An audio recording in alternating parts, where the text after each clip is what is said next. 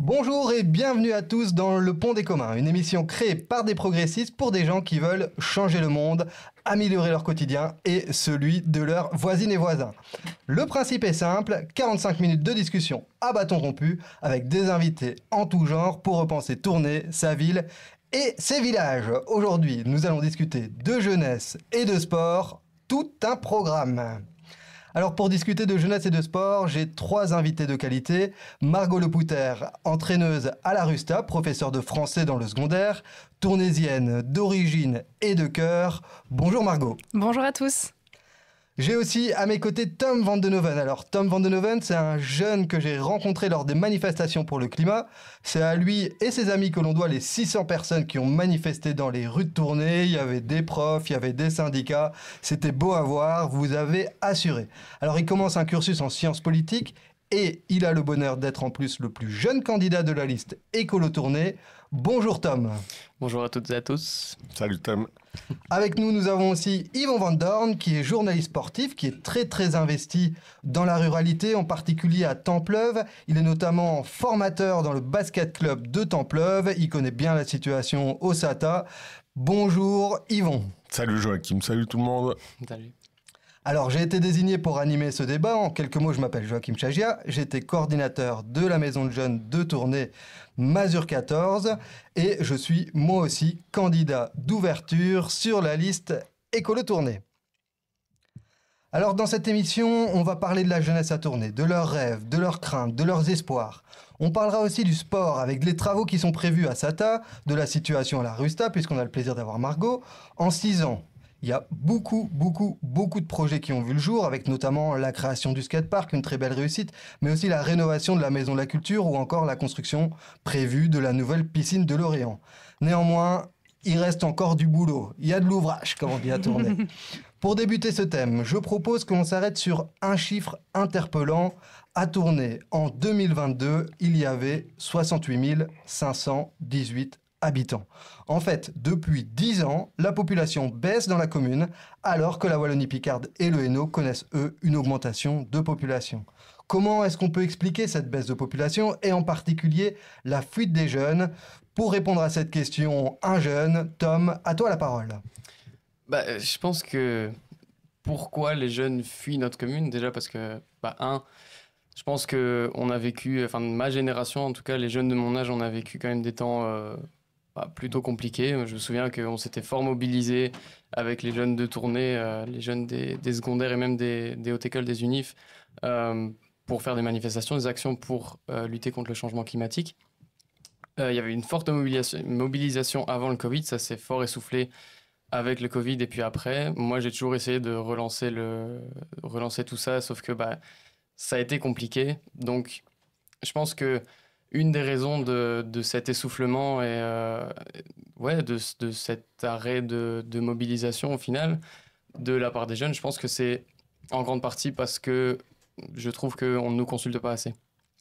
Et donc, on ne laisse pas assez de place en fait à la voix que les jeunes ont envie d'avoir.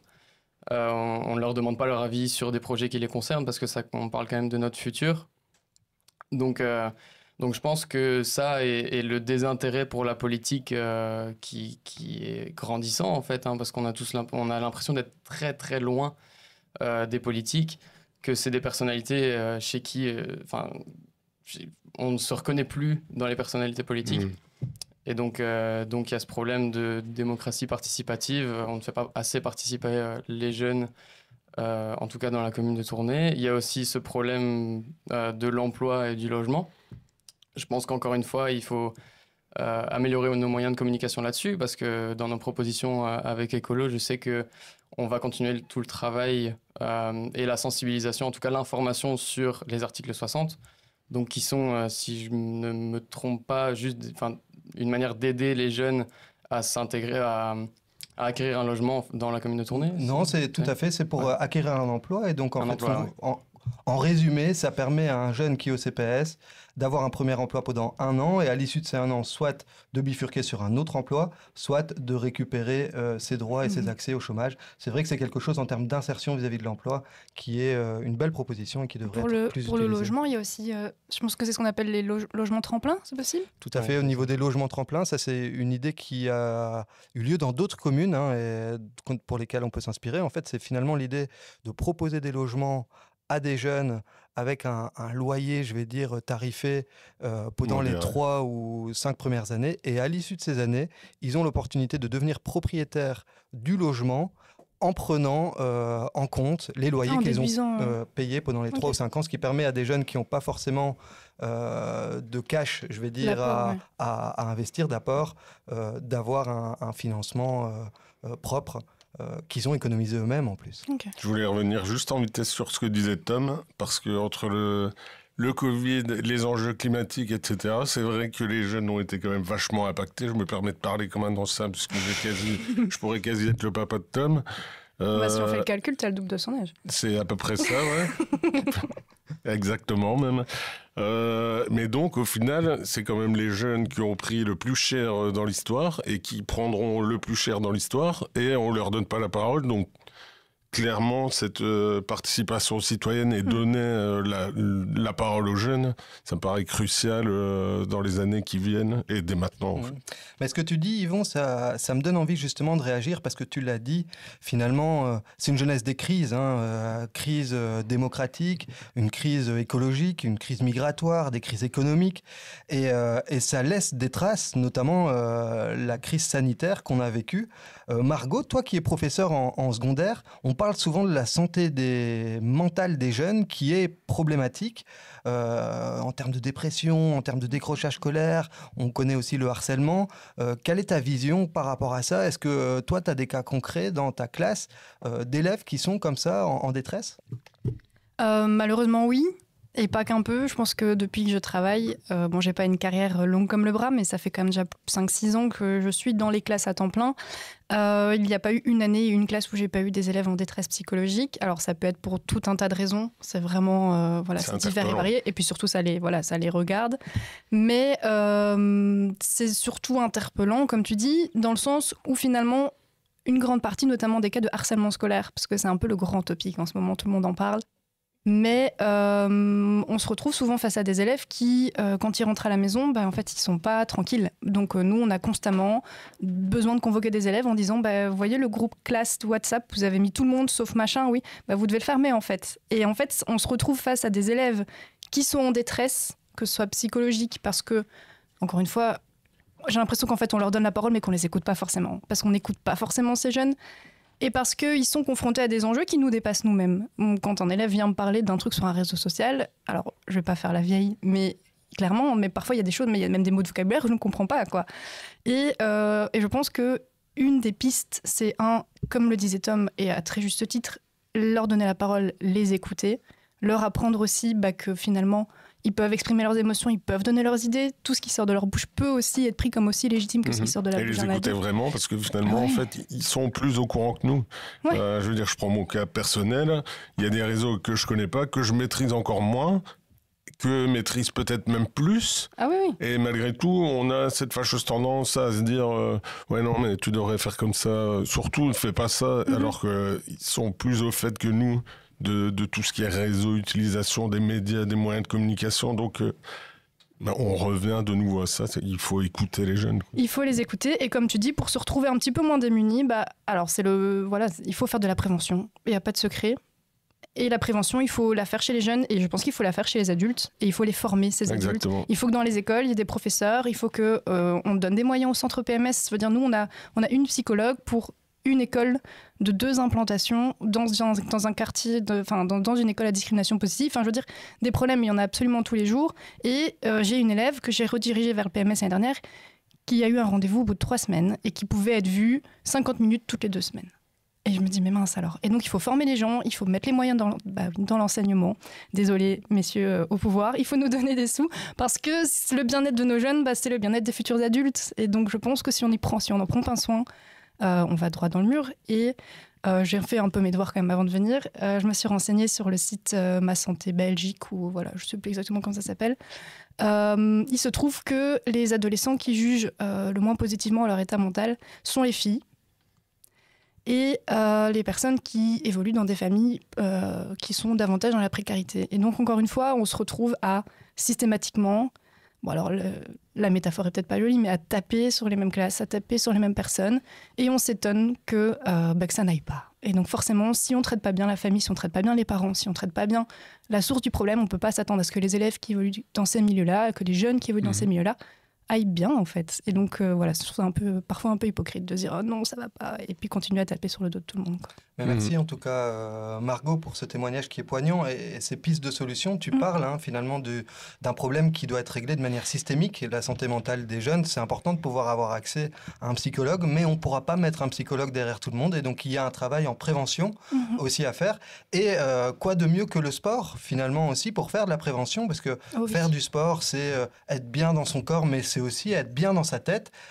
Yvon, toi qui es impliqué dans le sport et dans le basket notamment, j'en ai parlé, qu'est-ce que tu penses particulièrement. Voilà, qu'est-ce que tu penses de l'accessibilité du sport pour les jeunes en particulier?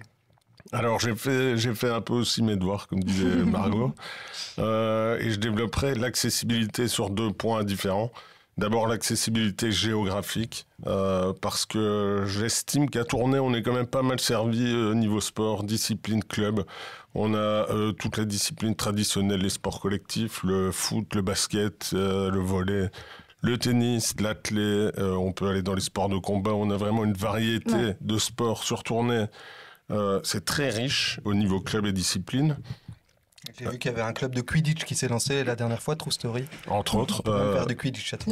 Ma fille a commencé le tir à l'arc pas plus tard qu'hier, au Padura au Caveau. Pourquoi pas le tir à l'arc? Mais tout ça pour dire qu'on a pas mal de sports. Maintenant, il y a moyen de faciliter l'accès au sport chez les jeunes. Alors, je vais citer mon cas personnel. On a 4 enfants à la maison qui pratiquent tous un sport différent dans des villages différents. J'ai une belle fille qui fait de l'athlé dans le club de Margot, donc c'est Gorin. L'autre qui fait du volley au skill, donc c'est Vaux, c'est Tournai. Un qui fait de l'escalade. Oui, sinon c'est pas drôle. Qui commençait, on en parlait juste à l'instant, le tir à l'arc à Vaux. Donc c'est des trajets, c'est des déplacements hebdomadaires, c'est 1 à 2 séances d'entraînement, c'est parfois un match. Ça fait énormément de déplacements.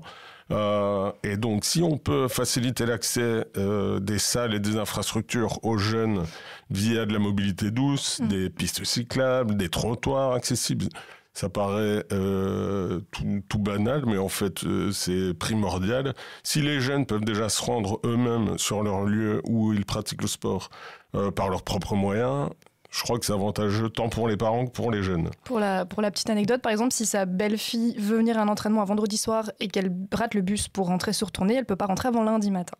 Et on n'a pas encore de sac de couchage et de tente à la Rusta, mais... C'est un excellent exemple et ça justifie qu'on doive se farcir des trajets, qui plus est en voiture, c'est pas ce qu'on préfère, on le sait, mais c'est nécessaire et il faut parfois s'y plier. Donc voilà, je crois qu'il y a moyen de rendre ces infrastructures plus accessibles. Je crois qu'on reparlera des infrastructures après.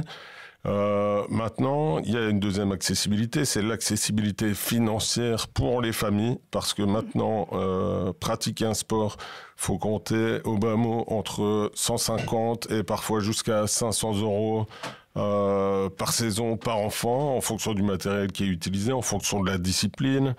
Donc c'est quand même des budgets, surtout pour les familles qui ont plusieurs enfants.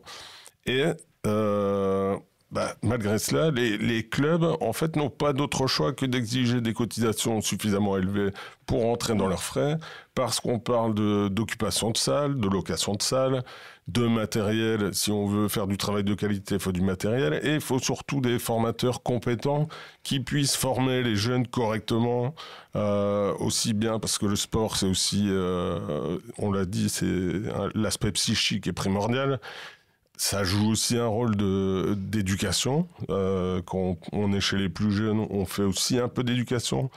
Donc il y a plein d'aspects qui sont capitaux, et comment on pourrait réduire ces frais qui rendent l'accessibilité au sport plus compliquée.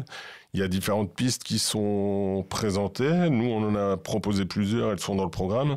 Il y a par exemple un chèque sport qu'on voudrait mettre en place, qui a déjà existé par le passé pendant la période de Covid, et grâce auquel chaque club, pour chaque affilié, recevait une petite enveloppe, un petit montant. Mais il faut s'imaginer que sur un club de 50 ou 100 affiliés, une somme de 10 € par affilié, c'est peut-être 500 € jusqu'à 1000 €. Et pour un petit club de village, c'est vraiment hyper important. Donc ça, c'est une piste. Après, je pense qu'il faut aussi populariser le sport et les clubs, etc., pour, et c'est inévitable, attirer les sponsors. Et les sponsors, pour venir financer un club, ils ont besoin de quoi ? Ils ont besoin de visibilité. Donc la visibilité, c'est quoi ? C'est aussi des résultats, mais pas nécessairement toujours chiffrés en points, en classement, mais des résultats en termes de fréquentation, de participation et de bien-être des jeunes. Donc ça peut attirer des sponsors qui font vivre les clubs. Et alors un dernier point, parce que c'est le nerf de la guerre dans tous les sports, il faut aussi aider les clubs qui ont besoin de leur buvette pour s'autofinancer. Parce que c'est la rentrée principale d'un club, c'est la buvette. Il n'y a pas 36 versions différentes pour tous les clubs. Moi, je parle d'un club qui met chez l'Essor. Je crois qu'on est à 50%, si pas plus, du budget qui provient uniquement des recettes en fait de la buvette. Donc, il y a plein de petites choses qui peuvent être faites pour peut-être un jour pouvoir réduire les cotisations, les affiliations dans les clubs, et rendre de ce fait-là la pratique du sport plus accessible à tout le monde. Parce que le sport, ça doit être profitable à tout le monde, justement. Et donc on le comprend bien, hein, finalement, on a ici une jeunesse qui subit des crises, qui est fragile pour une partie d'entre elles, mais qui a aussi beaucoup de ressources. On l'a vu avec les histoires de Tom, finalement, c'est une jeunesse qui prend à bras-le-corps des situations comme le climat. Sont-ils assez fous pour penser qu'ils régleront la question climatique tout seuls ? Oui. Et on a aussi d'autres solutions du style les accompagner au niveau sportif, leur proposer des espaces d'expression. Je vous propose de passer à la prochaine rubrique qui est la question compte double. Place ici au vrai débat. Voilà, c'est l'objectif. À la base, je voulais vous proposer 2 propositions qu'on avait dans le programme écolo et une proposition qu'il y avait dans un autre programme. Donc j'ai été voir un petit peu sur le site du MR tourné, sur le site du PS tourné, sur le site des engagés tourné. Et malheureusement, à 50 jours des élections, je n'ai pas retrouvé leur programme. J'ai trouvé ça un petit peu dommage au niveau du programme et de l'importance finalement aussi de discuter sur un programme, sur des idées quand on se présente devant les lecteurs. Mais je suis sûr qu'ils vont régler la situation prochainement et que tout le monde pourra voir leur programme. Enfin bref. Ce podcast peut-être d'ailleurs. Voilà. Oui, c'est vrai. Moi, je me suis dit, je vais rester positif. Et donc, ce que j'ai fait, c'est que j'ai repris 3 propositions du programme écolo et je propose qu'on en discute en disant ce qu'on trouve bien, est-ce que c'est assez, etc. Moi, mon rôle là-dedans, c'est pas de prendre la parole, c'est de faciliter vos échanges. La première proposition, c'est une proposition du programme qui concerne la jeunesse. Et l'objectif, c'est de créer des budgets participatifs pour permettre aux jeunes d'avoir des moyens pour réaliser leurs projets collectifs. Alors tu en parlais, Tom, finalement, de dire tiens, on ne demande pas assez l'avis des jeunes. Là, l'idée, c'est de faire plus que leur demander leur avis. C'est d'investir des moyens pour que les jeunes puissent réaliser leurs propres projets. Bonne idée, mauvaise idée, est-ce que c'est assez, est-ce que c'est la solution ? Mais excellente idée, et c'est ce dont je parlais tout à l'heure avec justement la démocratie participative et faire participer les jeunes, les entendre, les écouter. Là, ça leur donnerait un coup de pouce pour réaliser des projets d'avenir et des projets culturels qui feraient vivre notre centre-ville, nos villages, etc. Et je pense que oui, c'est essentiel de miser en tout cas sur la jeunesse pour l'avenir en fait, pour l'avenir de notre commune. Donc quand on voit déjà ce qui est fait, comme événement, ce qu'on fait comme événement culturel ici à Tournai, il y a des choses qui se font. Je pense par exemple, tu avais reposté il y a pas longtemps cette vidéo de Youssef Swat qui chantait en bas du beffroi, qui avait fait un petit clin d'œil à Polo parce que juste avant, le vendredi d'avant, je pense qu'il avait fait un concert sauvage sur la place Saint-Pierre. Ça, ils l'ont fait tout seuls, sans moyens. Imaginons si on donne les moyens maintenant aux jeunes de s'exprimer, si on va chercher les jeunes dans les comités de quartier, dans les mouvements de jeunesse, dans les maisons de jeunes, qu'on les Oui, qu'on les aide, en fait, qu'on les accompagne. Mais je pense que ça peut que bien se passer. Ok, Margot, j'ai envie de te faire réagir parce que parfois on parle de la démocratie participative en disant mais il y a une démocratie participative un peu bashing. Déjà, j'aimerais bien savoir, toi, ta définition de la démocratie participative bashing. Et puis concrètement, je pense me souvenir, parce qu'on se connaît depuis un moment déjà, que tu avais fait partie, si je ne m'abuse, du conseil consultatif CCJ, oui. des ados, de la jeunesse. Et donc, voilà, nous expliquer, c'est quoi la démocratie participative bashing, et puis 2, le CCJ, finalement, c'était quoi? Bonne idée, mauvaise idée? Quel était ton regard de jeune? Je suis toujours jeune. Non, je rigole. Mais donc, concrètement, alors, quand on aborde la démocratie participative washing, c'est un peu un clin d'œil par rapport au greenwashing qui peut être fait par certains partis. C'est simplement que je pense que les politiques, ils sont pas bêtes, ils ont fait des études, ils savent comment ça se passe, ils ont surtout des personnes pour analyser un petit peu le marché, si on veut parler en termes plus commerciaux. Ils savent que ça parle, que c'est tendance et que forcément donner la parole aux citoyens, les écouter, voilà, ça se fait. De là à le faire, c'est autre chose. Exactement, et c'est là qu'on arrive dans la partie washing du sujet, c'est que ils essayent et je ne peux pas leur envoyer ça, mais je pense que quand on regarde les résultats de ce qui a pu être fait à tourner avant 6 ans en Belgique et même partout ailleurs. Je pense que, encore Macron, quand il est passé dans toute la France pour écouter les gens et que finalement il n'a absolument rien mis, c'est quelque chose qui est à la mode, ils l'ont bien compris, mais quand il s'agit de mettre des choses en œuvre ou de le faire de manière correcte, ça ne se passe pas. Et je pense carrément que de nos jours, il ne peut pas y avoir de démocratie participative sans l'écologie politique qui en est un des plus grands fers de lance. Et je pense qu'il faut savoir aussi un petit peu... non seulement, comme on disait, leur donner la parole, mais les écouter. Parce que de nos jours, on en revient un peu au mental et au bien-être mental de nos jeunes. Il y a une perte de sens. Alors, je ne veux pas être l'oiseau de malheur et la pessimiste, mais si on ouvre les yeux, si on ouvre le téléphone, si on regarde la télé, le monde ne va pas très bien. Pour l'instant, même déjà chez nous, quand on sort dans la rue, on se rend compte que forcément il y a des inégalités, des choses qui ne vont pas. Et je pense que pour redonner du sens à tout ça, il faut donner la parole aux jeunes. Comme disait Lewis dans Alice au Pays des Merveilles, et la preuve que la vérité sort quand même vachement souvent de la bouche des jeunes et des enfants, il disait mais si le monde n'a absolument plus aucun sens, qu'est-ce qui nous empêche d'en inventer un? Et c'est ce qui me donne un peu d'espoir en ce moment, parce que on a décidé de mettre au parti, au pouvoir du pays, un parti, je vais y arriver, dont le sens préféré c'est de tourner en rond. Pourquoi pas. Finalement, est-ce qu'on ne donnerait pas à ces jeunes qui ont plein de choses à dire et qui seront les adultes de demain le pouvoir de redonner du sens à ce qui se passe un petit peu dans notre société?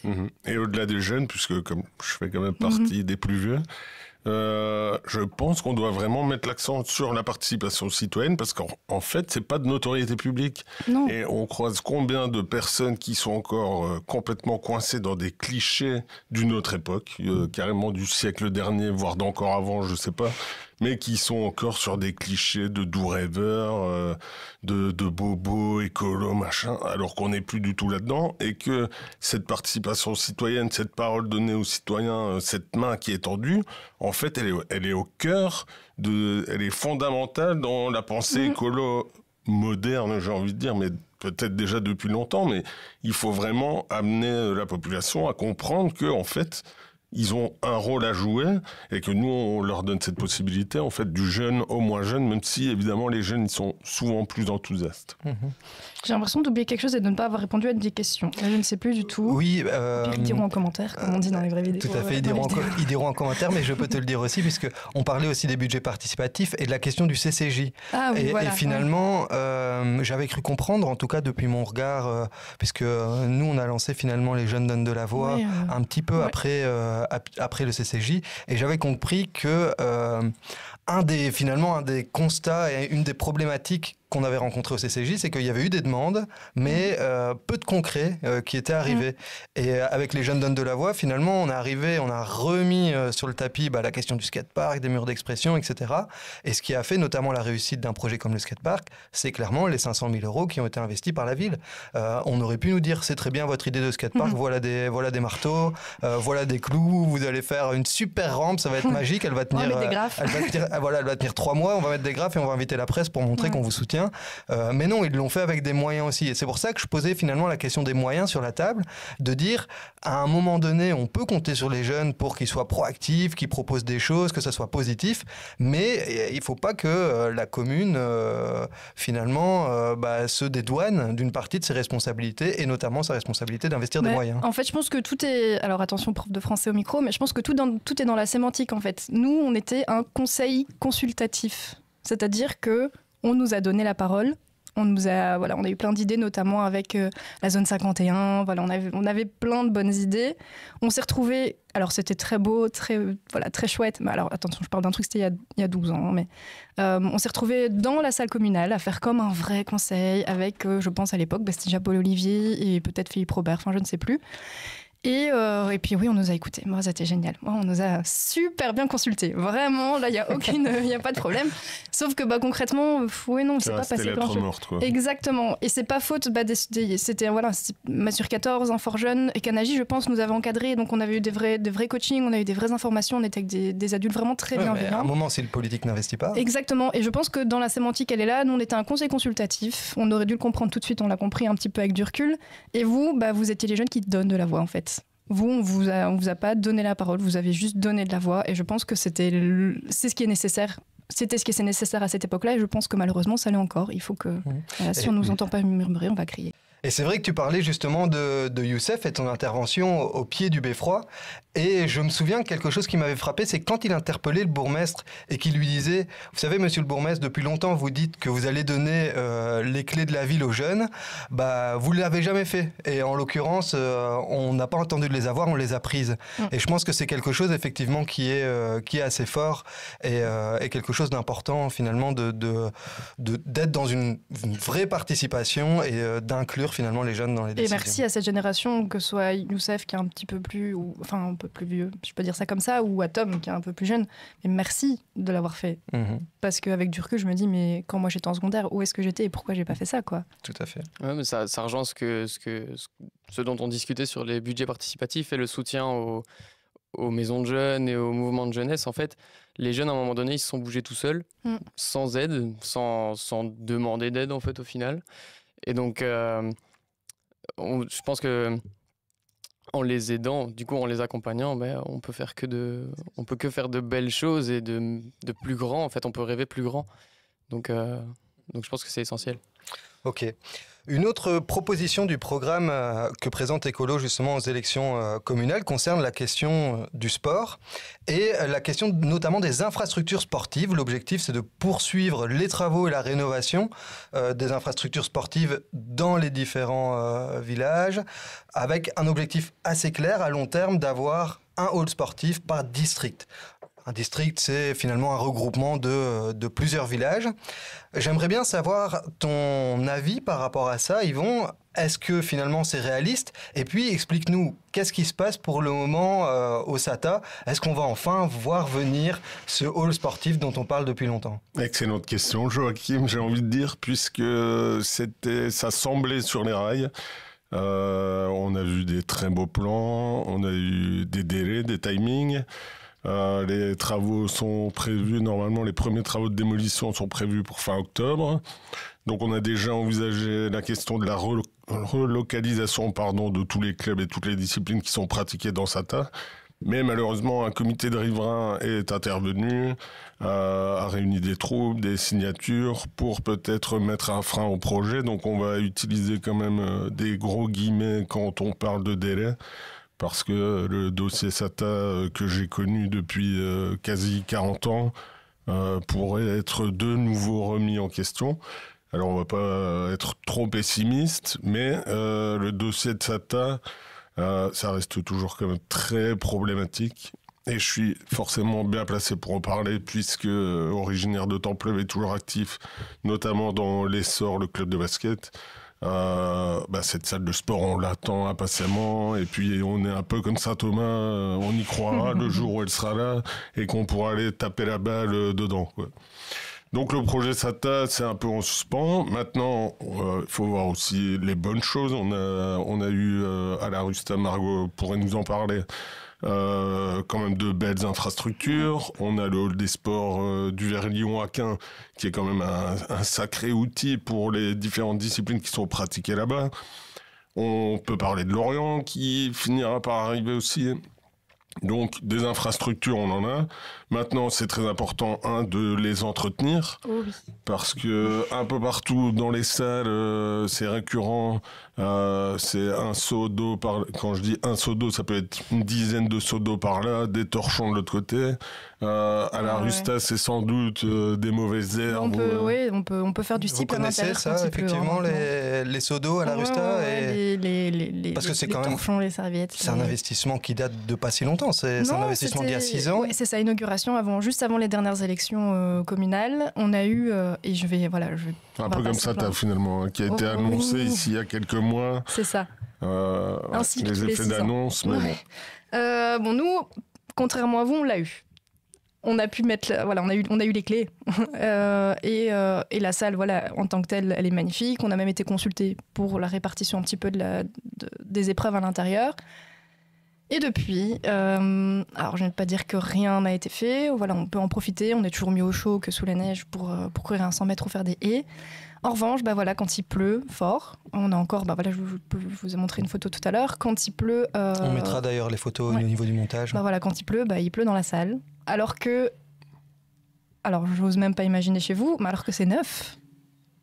Et qu'est-ce qu'il faut faire pour que ça fonctionne ?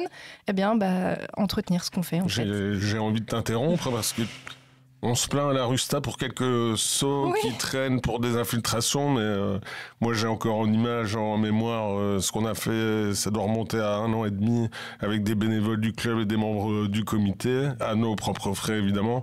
En pleine saison, on en avait tellement marre de devoir parfois reporter des matchs pour cause d'infiltration d'eau. Et puis bonjour l'image que ça donne aux adversaires. Déjà, l'image de Sata dans la région, mieux vaut ne pas en parler. Mais nous-mêmes, donc, on a tendu des bâches à partir du milieu du plafond vers les extrémités pour que les infiltrations d'eau puissent s'écouler juste sur les côtés du terrain et pas sur le terrain. Donc ça fait des rideaux d'eau sur les côtés, mais c'est une solution de fortune qu'on avait trouvée, on n'en avait pas trouvé d'autres. Vous n'en avez pas trouvé d'autres. Donc déjà là, je pense que des images valent mieux qu'un long discours, donc on pourra partager aussi ces images-là. Et encore récemment, et c'est plus interpellant, le hall des sports, c'est pas vieux non plus, c'est un sacré outil qui a aussi beaucoup fait parler de lui avec son armature en bois qui est superbe. C'est vraiment une superbe salle, mais...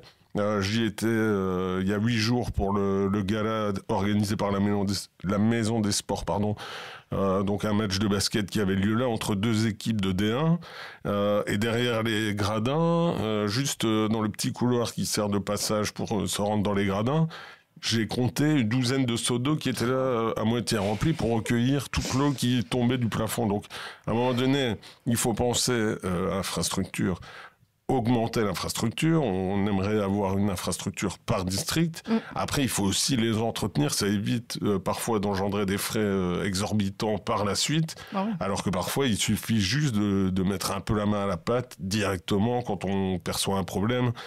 Donc, il y a un gros travail à faire au niveau des infrastructures. On pourrait parler aussi des infrastructures plus légères qu'on veut mettre en place dans les villages, comme les agoraspaces. C'est pas uniquement donc le sport dans la commune, ce qu'on veut, c'est pas uniquement des grandes salles pour les clubs reconnus, c'est aussi des infrastructures plus légères pour les jeunes ou les moins jeunes qui sont pas affiliés dans un club nécessairement, mais comme ça on peut leur rendre la pratique du sport plus accessible via des petites infrastructures légères à proximité de chez eux, agoraspace, terrain de pétanque, leur terrain donner de une basket. place dans l'espace public en fait. Ouais, exactement. Mais vos témoignages sont quand même très très interpellants. En fait, j'entends seau d'eau à la Rusta, seau d'eau au Sata, seau d'eau les sports. Citerne à Sata même. Je veux dire, à un moment donné, la situation doit changer. J'imagine, Margot, que vos responsables de club ont pris des contacts avec l'administration communale, se sont mobilisés pour expliquer qu'il y avait des problèmes. Quelle a été leur réaction ? Alors, des contacts, je ne sais pas si on peut vraiment appeler ça des contacts. Il y a eu des démarches de notre côté de communication. Voilà, donc on a contacté le responsable sur place de nombreuses fois. On a récemment envoyé un mail directement adressé au bourgmestre et aux responsables en disant que dans le 21 septembre, on accueille la finale du challenge Éric Demeux, donc de notre ancien président à la Rusta. C'est les 10 ans de cette fameuse finale. Et donc, on a tous les meilleurs athlètes, donc tous les meilleurs enfants francophones qui vont venir à tourner, qui vont venir à la Rusta, avec, étant donné que c'est une date un peu clé, des responsables de club, des responsables de la Ligue belge francophone d'athlétisme. Alors, le principe est beau, mais le problème, c'est qu'on va les accueillir en leur donnant une image un peu déplorable pour la simple et bonne raison que notre piste est un peu envahie par la végétation. Donc, il y a tout un couloir extérieur qu'on ne peut presque plus utiliser. Ces gentilles personnes qui vont venir découvrir l'athlétisme tournaisien vont pas pouvoir s'asseoir parce que nos gradins sont aussi envahis par la végétation. Les talus ne sont pas tondus. Quand ils viennent tondre la pelouse, ils passent systématiquement par le mauvais endroit malgré les avertissements et donc ils nous cassent les lisses au passage. Et le problème, il est là en fait. C'est que, alors, quand on fait des jolies choses, par exemple, on a eu il n'y a pas longtemps à Gorin, le mélange du sport, de la culture, une très très grosse journée. Ils avaient fait l'effort de tondre la pelouse au milieu, pas le reste. Mais voilà, on a eu la pelouse tondue. Un petit effort quand même. Magnifique. Et donc voilà, et donc finalement, on se retrouve, comme disait Yvan, on est des bénévoles, on est des retraités, on est des travailleurs, on est des étudiants. Et on va finir par devoir, je veux dire, moi, mon président, il a plus 60 ans, il a un genou en vrac. Notre secrétaire, c'est la même chose. Et ils sont venus avec leur taille faire les talus devant les sponsors, parce qu'on a la chance d'avoir des sponsors, parce qu'on les voyait même plus. Et c'est déjà hyper compliqué d'avoir des formateurs compétents pour les jeunes diplômés. Des bénévoles. Et donc les bénévoles, en général, sont des personnes qui qui offrent leur temps pour des tâches qui ne devraient pas être celles-là, en fait. Et j'imagine les formateurs, là, qui doivent presque... Donc, un entraîneur de 800 ou de 1500 qui vient et qui doit, avant son entraînement, tondre la pelouse. Ça dépasse complètement l'entendement. Et alors, je te rejoins aussi sur...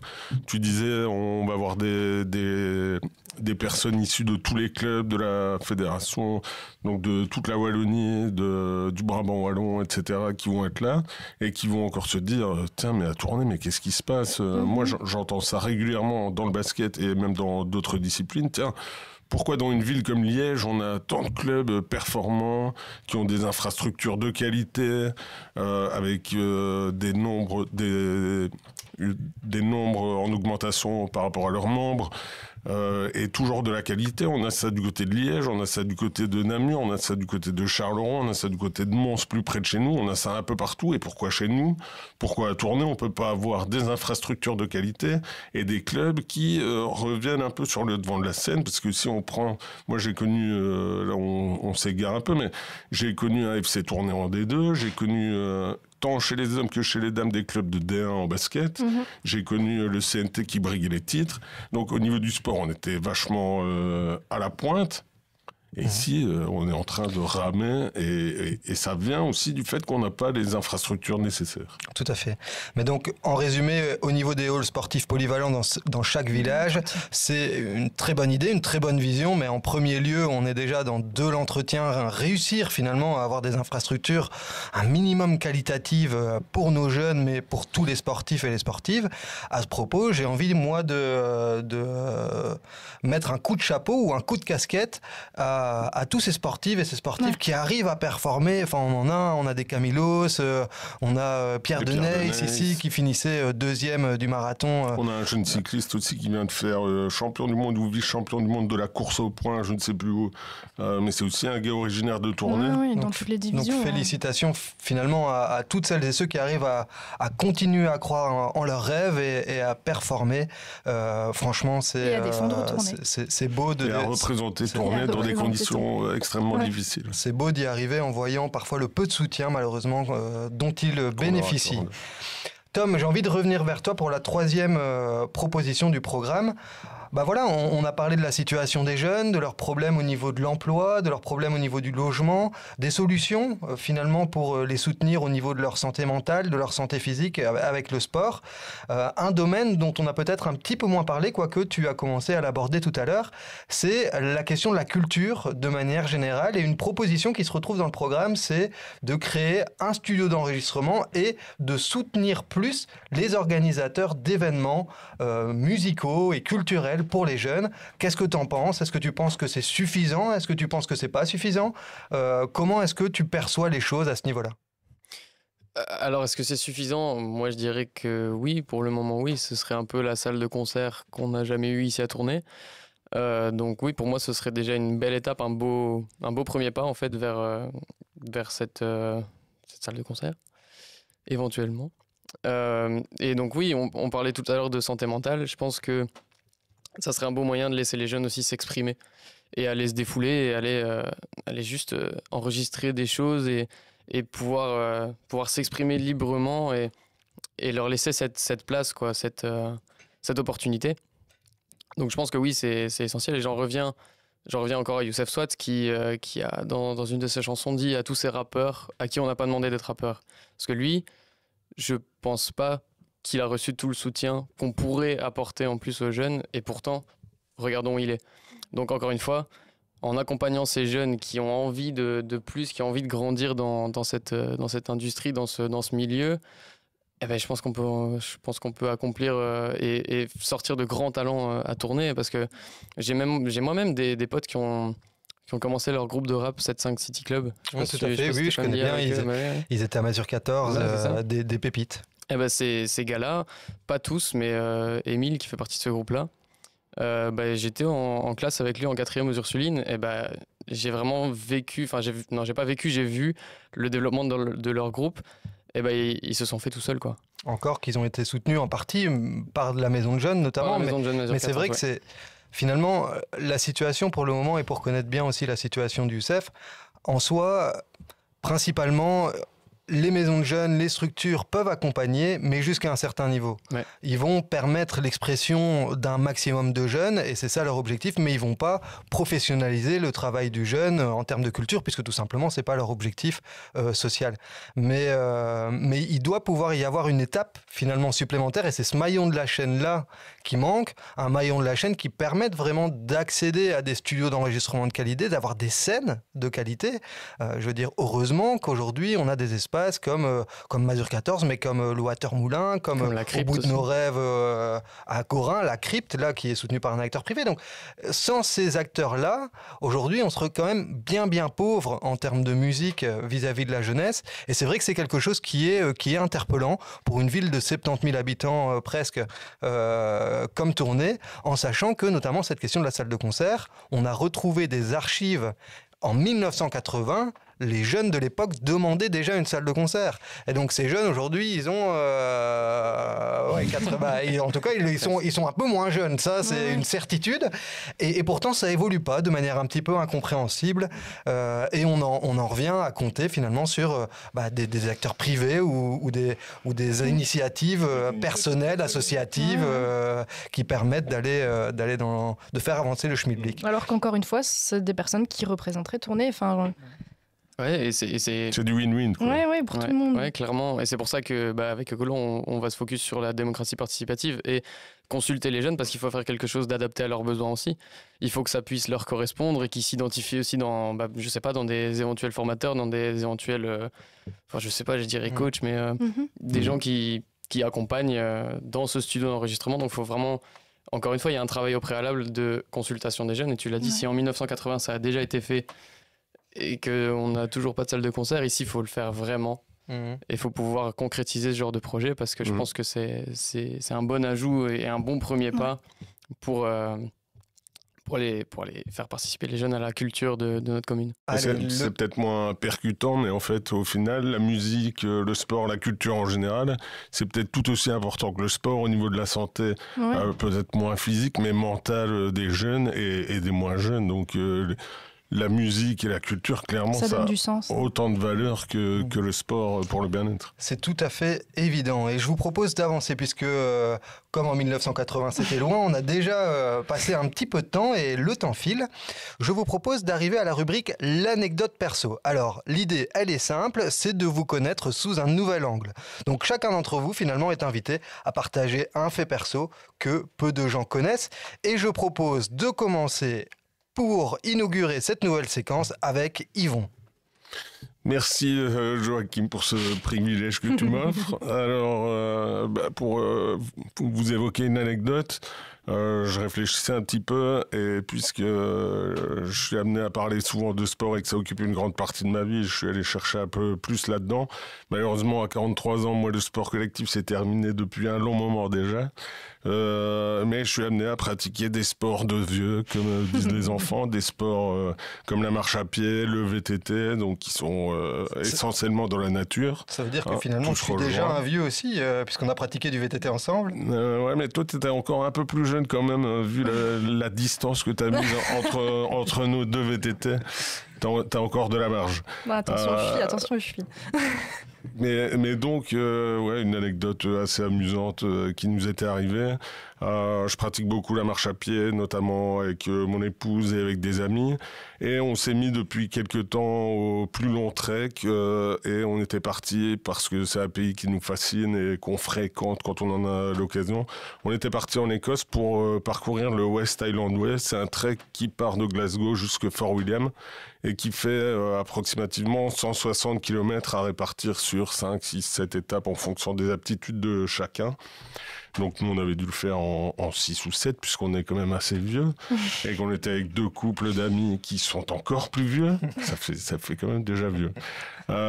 Et donc, moi, ce qui me fascine quand je suis en Écosse, c'est évidemment les grands espaces désertiques à perte de vue, les landes, les couleurs, les montagnes, etc. Mais moi, mon rêve, c'est vraiment de tomber nez à nez presque avec un cerf ou avec des biches.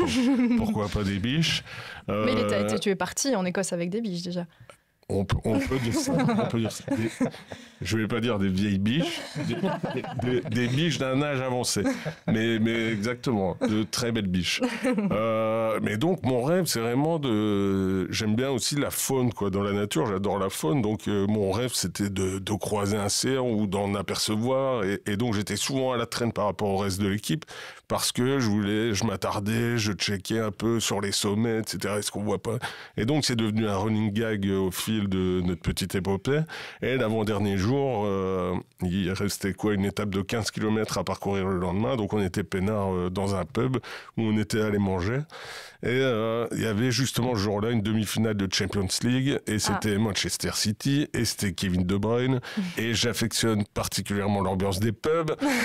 Donc, mes amis qui sont un peu plus âgés, eux avaient préféré rentrer au bercail vers la mi-temps. Et moi, j'avais voulu rester dans ce pub pour regarder au moins la fin du match avant de les retrouver dans les glamping pods où on séjournait.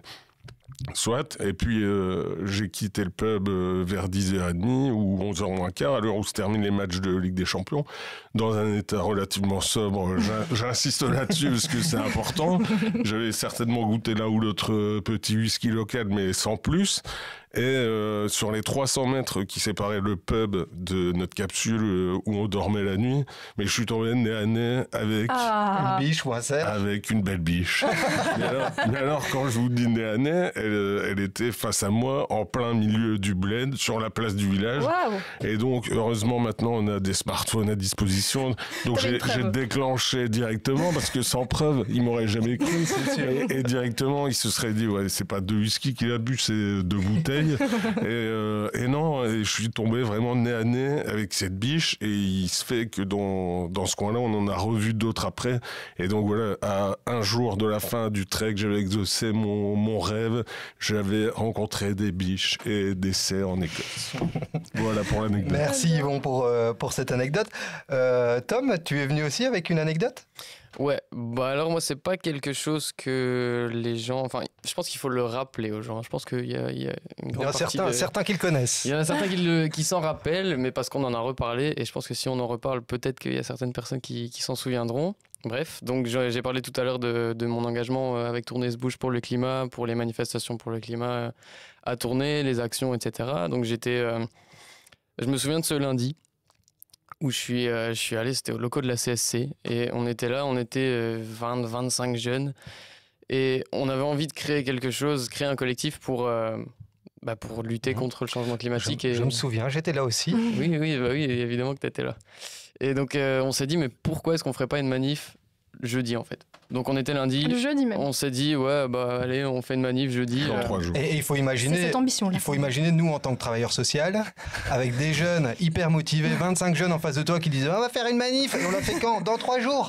Et toi t'es là, tu sais, t'envisages Pas de le. souci. Il faut demander les autorisations à la Mais police. c'est ça qu'il nous faut. Tu vois, C'est ça qu'il faut. nous on était plus en stress qu'eux, mais on pouvait pas leur dire non. Et donc Ouais, faut se couper le on cocotier. devait les soutenir. Et donc on Mais disait. la jeunesse, c'est l'audace Merci. et la chauve-souris Et puis- aux audacieux. Voilà. Et puis, spoiler alerte, 3 jours plus tard, on rassemblait 150 personnes devant fou. Bara.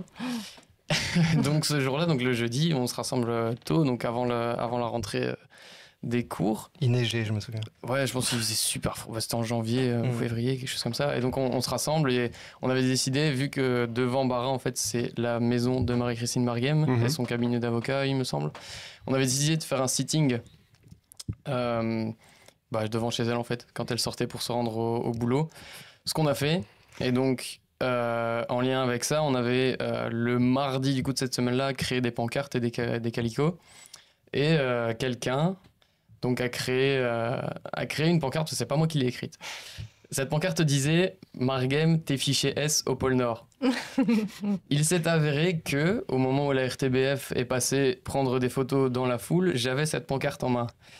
Eh ben, Wanted figurez-vous que pendant toute la journée, cette photo donc de moi en 2e secondaire, donc j'avais 14 ans il me semble, Ah oui, c'est mes a fait élèves. elle a fait la une de la RTBF pendant toute la journée. Bravo. Alors que, Et on a une star parmi nous. encore plus drôle, c'est que je savais même pas ce que ça voulait dire fichier S à ce moment-là. C'est pas moi qui ai écrit cette pancarte, on me l'a juste donné, moi, je l'ai tenue, j'ai trouvé ça drôle.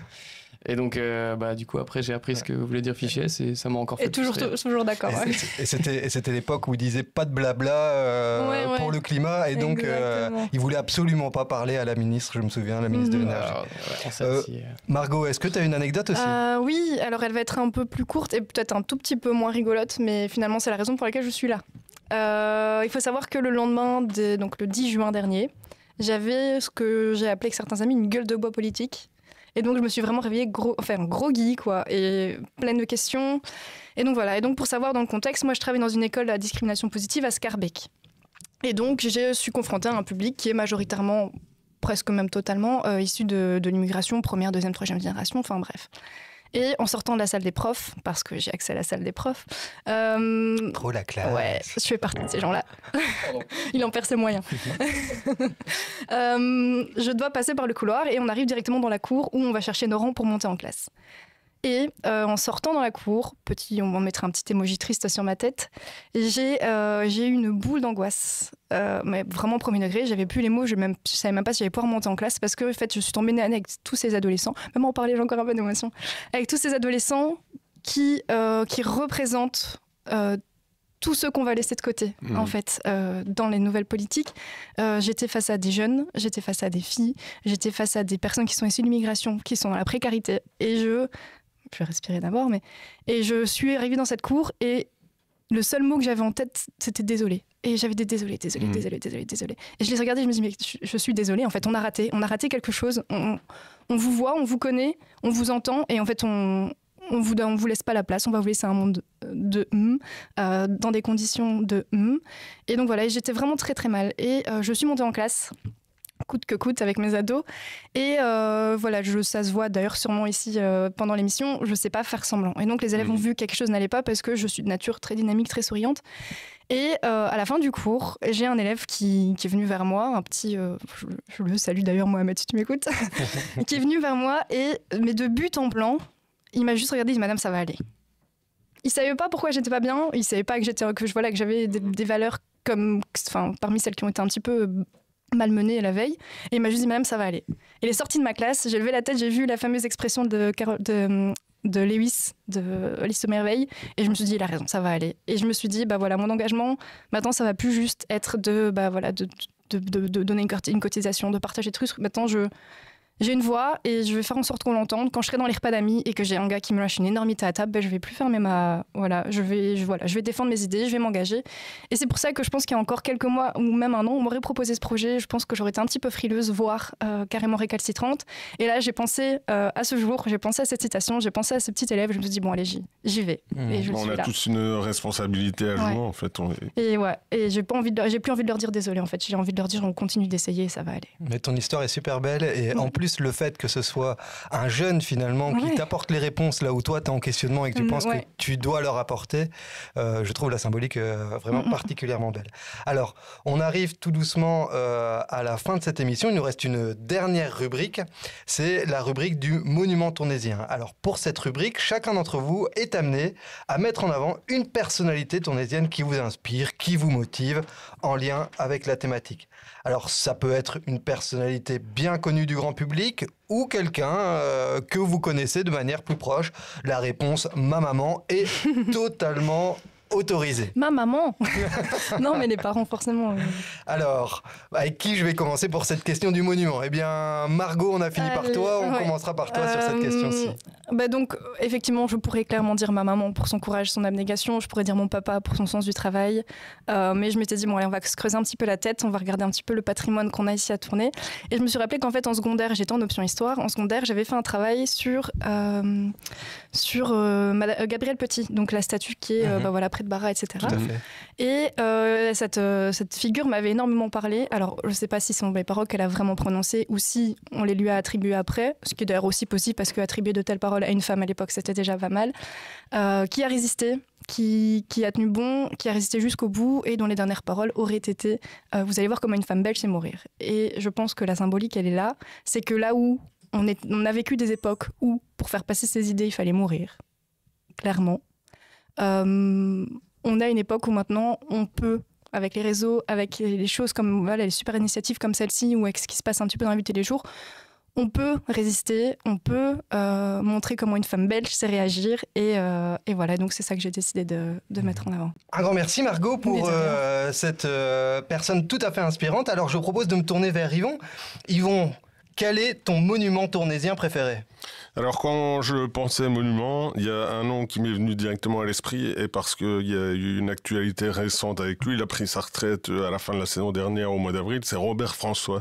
C'est un Quénois qui a toujours entraîné depuis, je crois, 40 ou 45 ans. Certainement bénévole la plupart du temps ou peut-être qu'il a reçu un ticket boisson à l'occasion. Mais c'est quelqu'un qui a consacré vraiment toute sa carrière au service des autres équipes et qui est resté une légende. Il n'était pas diplômé de l'ADEPS pour former au niveau basket, mais il y a toujours eu des équipes en main. Moi-même, j'ai eu la chance de l'avoir il y a déjà des années. Et donc, c'est quelqu'un qui, pendant 40-45 ans, s'est donné pour le basket sans compter et qui a inspiré beaucoup de choses, beaucoup de valeurs à toutes les équipes qu'il a eues. Donc, vraiment un très grand monsieur dans le basket et très sympathique. Et sinon, globalement, je voulais surtout en fait mettre en évidence comme monument, c'est tous les bénévoles qui font partie des clubs. Parce que les clubs, sans bénévoles, les enfants, vous pouvez les renvoyer chez eux. Les adultes, vous pouvez les renvoyer chez eux. S'il n'y a pas de bénévoles pour tenir la caisse, tenir la buvette, nettoyer le maillot, et on peut citer des dizaines d'exemples. S'il n'y a pas de bénévoles, c'est très compliqué de gérer un club sportif. Donc pour moi, les monuments dans le Tournaisis, ce sont les bénévoles des clubs. Et grosse dédicace effectivement à tous les bénévoles qui donnent de leur temps pour un idéal plus grand qui permette la pratique sportive mais aussi la pratique culturelle. Alors Tom, à ton tour, quel est ton monument tournaisien ? Moi, ce serait pas un monument, ce serait plutôt deux noms que j'aurais envie de citer, et ce seraient les noms de Damien Masquelier et Fabrice Lonck, qui sont donc directeurs et sous-directeurs de l'ULM Ursuline-la-Madeleine à Tournai. Il faut savoir que j'ai fait ma 4e, 5e, 6e secondaire aux Ursulines et que j'y ai passé de merveilleuses années. Sous le ton de la participation encore, de l'écoute, parce que c'est vraiment des gens très à l'écoute. J'ai pu faire partie du conseil participatif de l'école, j'ai pu avoir des dialogues hyper intéressants avec les profs, le corps enseignant, enfin c'est génial. tous ces très chouettes enseignants d'ailleurs là-bas. D'ailleurs oui, il faut encore une fois... quelques-uns. Ouais, donc Damien Masquelier et Fabrice Lonck, de très belles rencontres. Et pour ne pas citer les initiatives, purée, j'ai fait partie de l'option Ardex et on a fait un festival de théâtre avec toutes les années. Cette option qui a été lancée en 2020, je crois, qui a déjà pris un envol fou. Et puis, concours d'éloquence auquel j'ai pu participer, c'est toutes des initiatives qui permettent le développement d'un étudiant, d'un élève en secondaire, et c'est tout simplement génial. Et c'est la preuve que c'est possible. C'est la preuve que c'est possible. Et oui, voilà, j'ai passé de très belles années aux Ursulines grâce à eux. Ok, vraiment, merci à tous. On arrive à la fin de cette émission.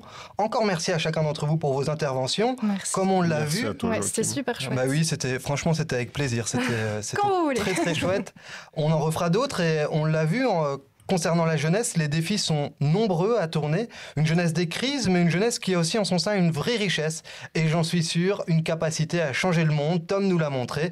L'avenir de la ville appartient aux jeunes et il serait bien de ne pas l'oublier en leur donnant la parole, en les impliquant dans les projets et en veillant à ce qu'ils puissent Vive les s'épanouir jeunes et dans vive le notre sport. belle cité. Et la culture. À bientôt. Et la culture. À bientôt pour plus d'émissions. Le Pont du commun. Encore merci à Des tous. communs. Des communs. Le Pont des communs, ouais.